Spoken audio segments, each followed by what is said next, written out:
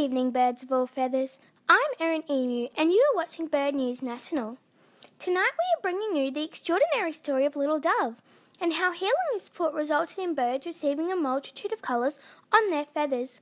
It's over to Kira Kookaburra for the latest on this story. Thank you, Erin. I'm here live at the scene in the Forsyth bush where only just the other day Little Dove was flying around when this amazing story occurred. Let's have a look at this extraordinary story. Little Dove was hunting for some food when suddenly his eyes caught a big juicy grub crawling in the scrub. He flew down low to try and catch this big juicy grub. He opened his claws ready to launch into the bug and have a tasty meal, but instead he landed right on a sharp stick that lay hidden in the wavy grass. Little Dove called out helplessly for his friends to come and help him.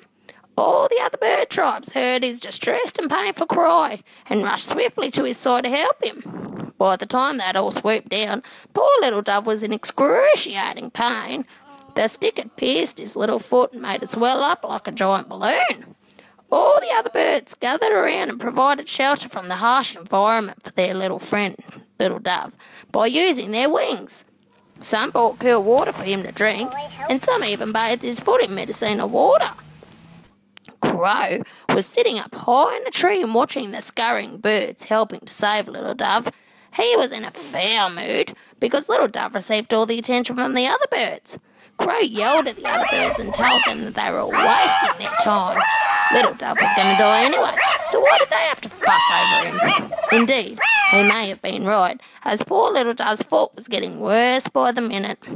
But the other birds paid no attention to Crow's mournful wailing, until finally they'd had enough, couldn't take his yelling any more, so they chased him away and told him to leave them alone. Crow flew away and sat there waiting at the top of the tallest gum tree. I have Liz Galah here. She was the one that popped Little Dove's foot. Liz, can you tell me what exactly happened? Hi, Kira. I didn't really do much. I could see my good friend Little Dove was in a lot of pain with his foot, so I decided to try and stop the swelling by popping it with my sharp pointy beak as quick as the wind before anyone could stop me.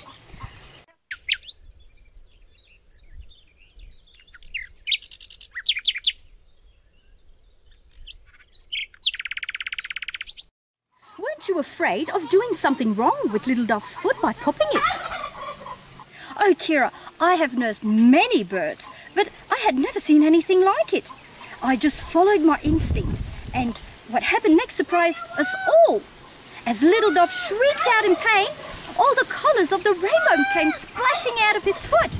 All the birds standing around Little Dove were bathed in a shower of colour.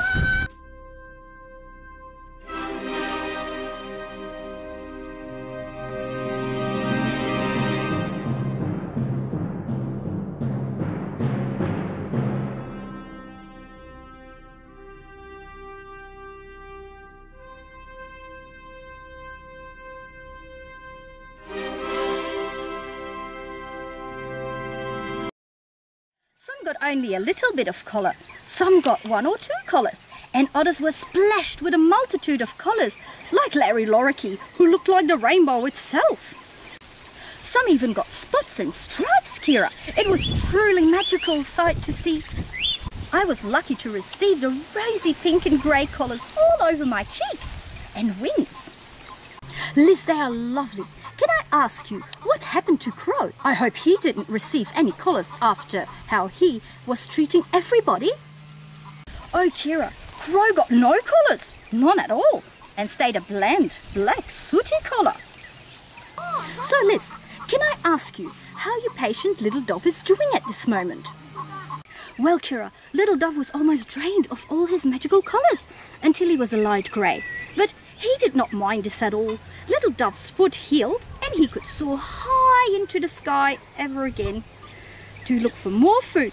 But he made sure he remembered to thank me for saving his life. He's a true gentle bird, you know, Kira. Hold on, viewers. Who's that scurrying through the bush? It looks like a dark figure is running towards us. Could that be Mr. Crow? Give me that microphone. I will tell you what happened.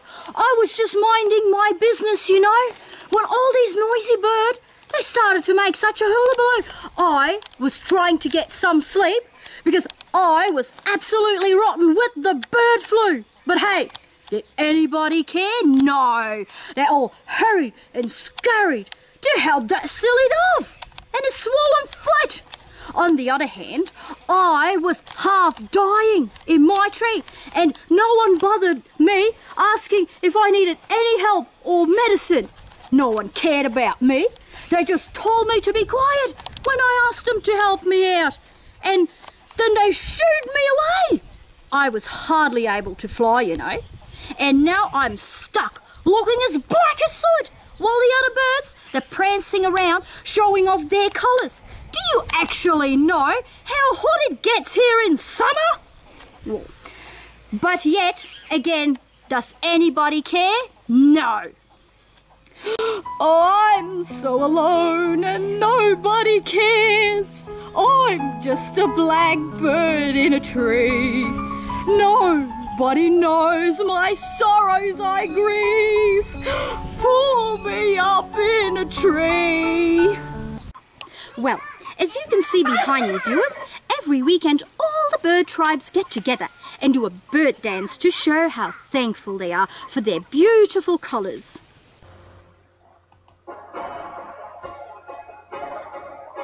Let it flow, let it flow, let the colours reach into your soul.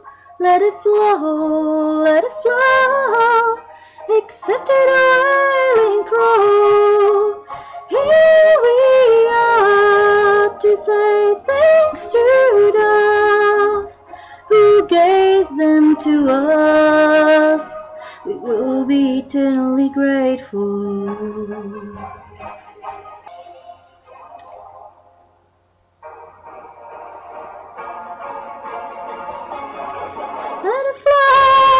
Let it flow, let the colours reach into your soul. Let it flow, and dance for joy and pride.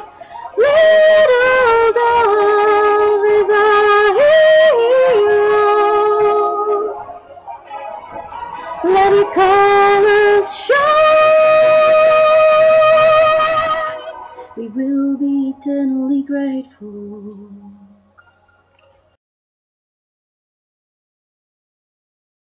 This was Kira Kookaburra for Bird News National, and I hope you've all enjoyed this wonderful story of how these foresight birds received their collar.